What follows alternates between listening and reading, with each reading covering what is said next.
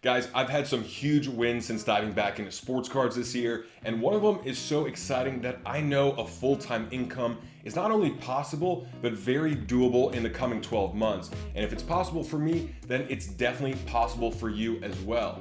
Now, last week I shared with you my most costly investing mistakes and biggest learning lessons in my first 9 months back in the hobby, and I didn't even include my mental lapses like this one.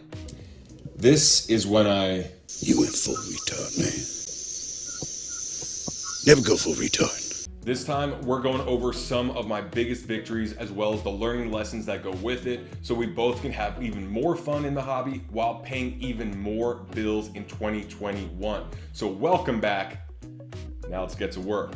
Let's start with number 5, which is the most surface level victory, and that is finding that Kobe Bryant Crusade card, which quickly became my favorite Kobe card of all time. Once I found it on Comp C months ago, I knew there were gonna be others that saw it in that same light that I did, so I bought as many as I could. But unfortunately, I only found about 12 to 15 of them before the prices spiked from about $8 to $10 a card all the way up to $50 each. And the last auction I saw of a raw Crusade card was about $100.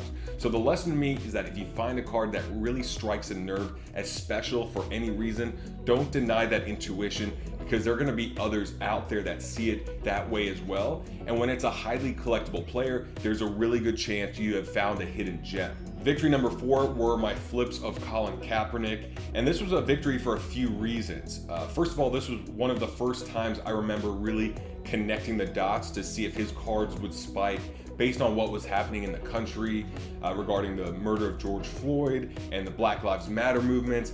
And I just remember thinking to myself that there are so many of the top athletes in the NBA and NFL and Major League Baseball that are black, and that sports and pop culture are very intertwined, especially now. And it was only a matter of time before ESPN and these other media outlets start asking LeBron and Patrick Mahomes and other top black athletes what their thoughts were regarding what was happening in the world. And I knew that this would quickly lead to a conversation around Colin Kaepernick and his protest. So I bought up a bunch of Kaepernick rookie cards on Comp C and flipped those for a very nice profit, which was gratifying because it was nice to know that my theory was correct. But secondly, I also remember going straight to Beckett looking for more inventory and finding a Topps Chrome X-Fractor Kaepernick rookie card listed for only $5. So I immediately bought it and relisted it a few days later on eBay for $50, and within hours it sold. And even though I could have gotten more for it perhaps, it was cool because I was learning how to successfully flip using arbitrage, or just buying on one platform for a low price and reselling on another. And as you guys know, I did a lot of that on Beckett earlier on.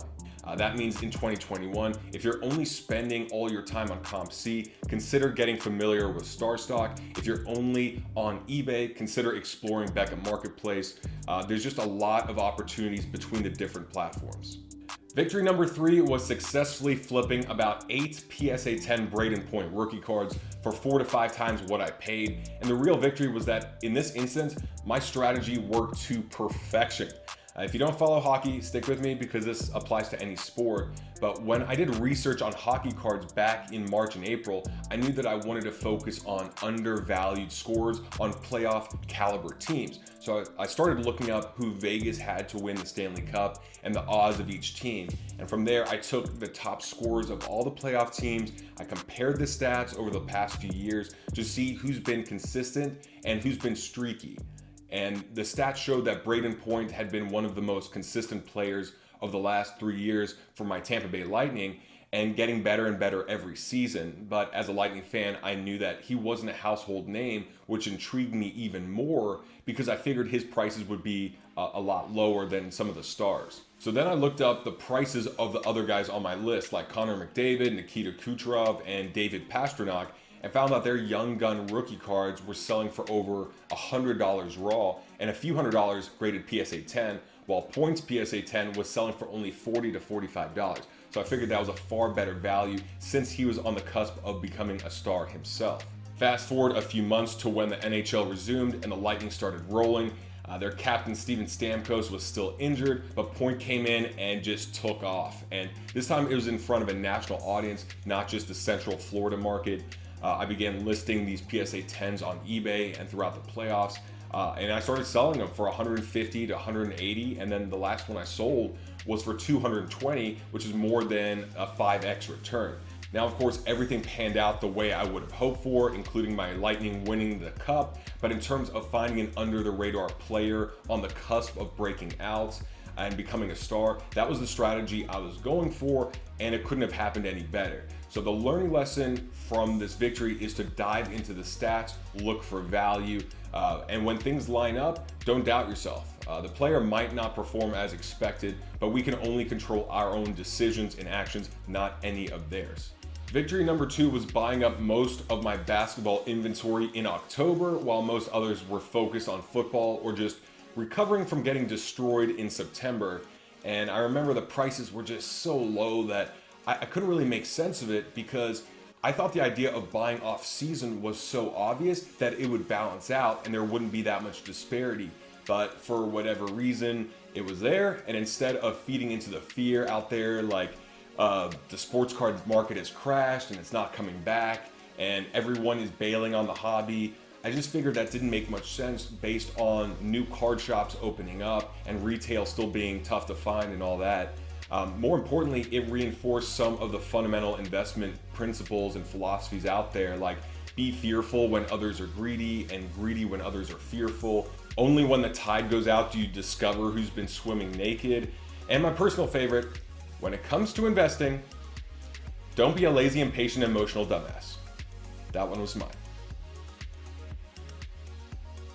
And when it rebounded, as myself and many others predicted, it was proof that the human behavior we see in all these other areas of investing are the same as what we see in sports cards, which is really exciting, because when we understand how people will react when a player comes off the bench to hit a game-winning 3 over LeBron and the Lakers on primetime TV, or when a current all-star gets injured and will be out for a few months, we know how to play our hand better than those investors that overreact.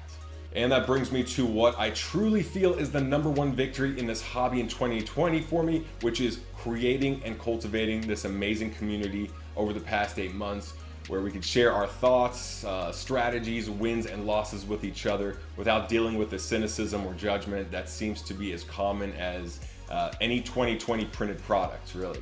Every win in the hobby feels so much better knowing I would be sharing it with you and you'd be celebrating it, and every loss wouldn't sting nearly as bad because I knew there was a chance it would help you avoid it yourself, which is always a nice feeling. Plus, fuzzy feelings aside, now the channel is starting to generate decent part-time income, and even with my most hated and controversial video where I threw a temper tantrum from spending over $3,000 more than expected on my PSA submission, that has netted me about $150. But more importantly, you guys have showed a ton of support. Some of you have even bought a card or two, and now I'll be turning a decent profit from that submission, which is just a huge turn of events. And the reason I share this with you is obviously to thank you, but also let you know that there's plenty of room in this hobby for other content creators, whether it is on TikTok, YouTube, Instagram, a blog, a podcast, or whatever else. So if you're thinking about it as a New Year's resolution, I want to encourage you to take the leap. It's a ton of work. I mean, like a ton of work.